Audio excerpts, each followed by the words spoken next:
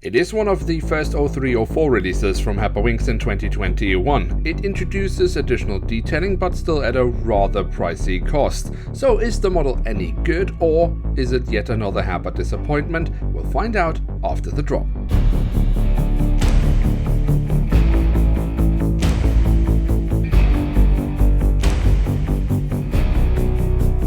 With that, hello and welcome to a new episode of Review, where we today will take a closer look at an Airbus A330-900NEO of Garuda Indonesia.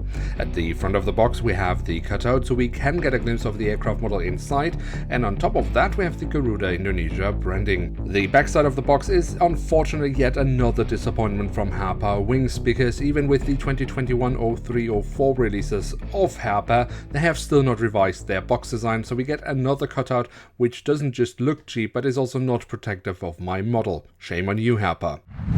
And here she is, the Airbus A330-900NEO in the current standard livery of Garuda Indonesia. The airline currently holds 3 Airbus A330-900NEOs in their fleet, and the aircraft that inspired this aircraft model was delivered to the airline in 2019. And now we finally have a model of it, so of course we should take a closer look at it. Another reason why we definitely should take a closer look at the model is because it is one of the first 0304 releases from Herpa Wings, and from that point on, Herpa has announced to add more details as a standard, so we should definitely take a closer look to see what that is all about. And we start our tour around the aircraft model with a look at the tail section, where we on the vertical stabilizer have the Garuda Indonesia color scheme printed on. That does look rather nice in my opinion.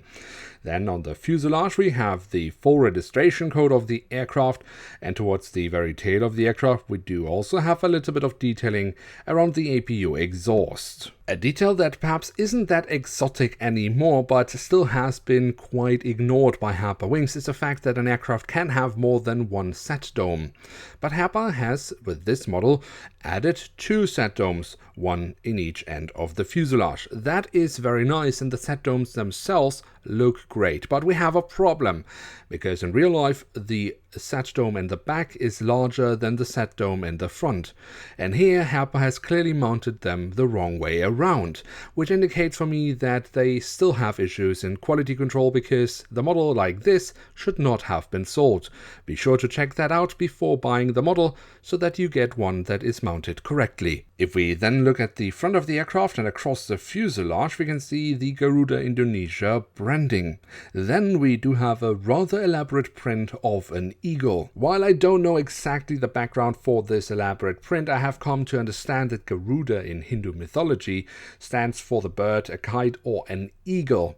But of course, if you know more about this, then feel free to let us know in the comment section below. Other than the eagle, we then also have the aircraft type specification, and more importantly here one of the new additional details that Herpa has promised us. As far as I know, they are the static ports, but feel free to correct me if I should be wrong. Regardless of that, however, I think it is nice to see more printed details around the fuselage. Finally. What we also can find here at the front of the aircraft is then the flag of Malaysia, the Sky Team logo, of which the airline is a full member, and underneath the cockpit windows the aircraft type specification once more. That leads us to the cockpit section itself. Well, what can we say about that? I do like the mold that Herpa has for the A330-900NEO, that looks great.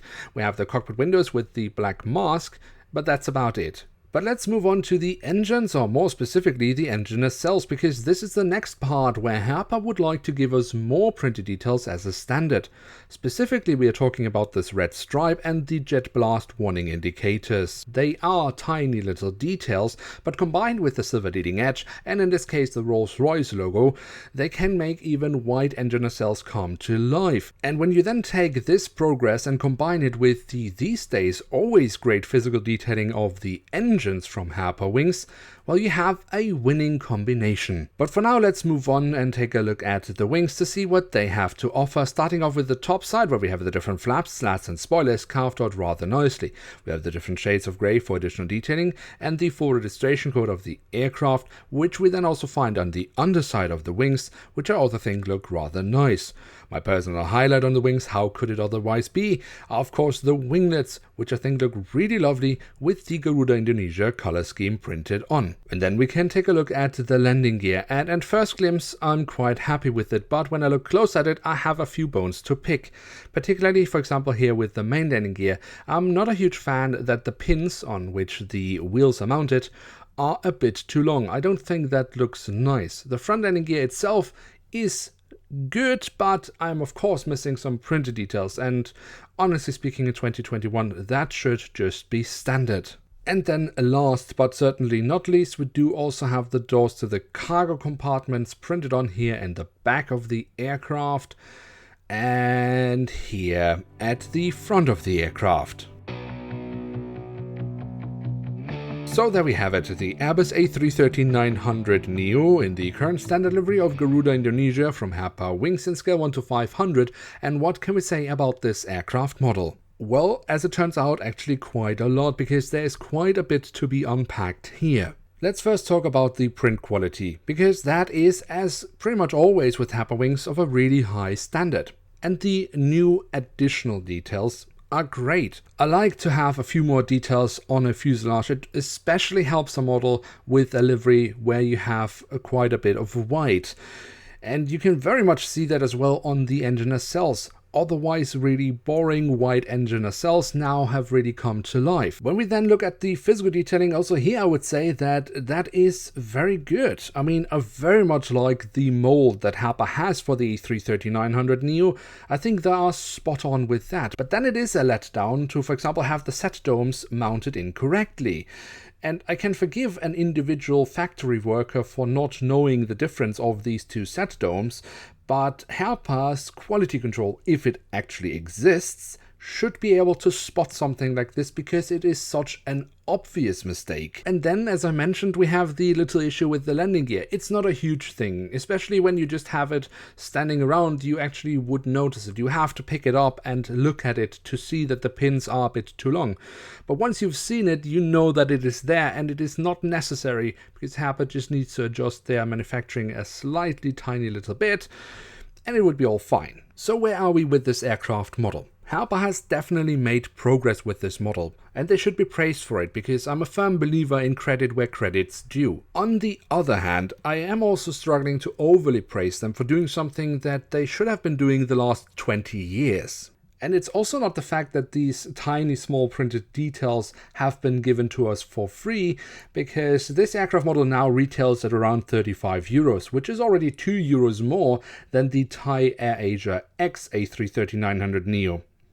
Still, I do like this aircraft model. I think it is a great model from Herpa Wings, where they have made progress, and that should be recognized.